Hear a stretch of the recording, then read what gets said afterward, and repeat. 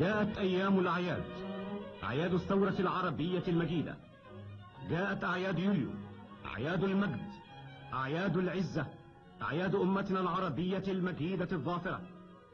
واستقبلت القاهرة عاصمة الجمهورية العربية المتحدة أيام العيد، أيام يوليو الخالدة، بأروع مظاهر البهجة الغامرة. فقد مضت 10 سنوات من الكفاح البطولي في كل الميادين. مضت 10 سنوات مليئة بالعمل والعرق والإصرار.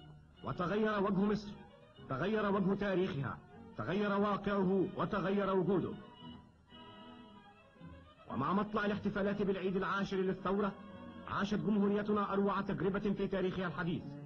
عاشت تجربة دخولها الظافر عصر الفضاء. فشهد الرئيس جمال عبد الناصر قائد الثورة العربية المظفرة تجربة إطلاق الصواريخ العربية في قاعدة الصواريخ في قلب الصحراء. وصاحب السيد الرئيس المشير عبد الحكيم عامر نائب رئيس الجمهورية والقائد العام للقوات المسلحة، والسادة نواب رئيس الجمهورية، ورؤساء أركان حرب الأسلحة الثلاثة، وساطح الرئيس مستقبليه بين مظاهر الحفاوة والبهجة من العاملين في القاعدة.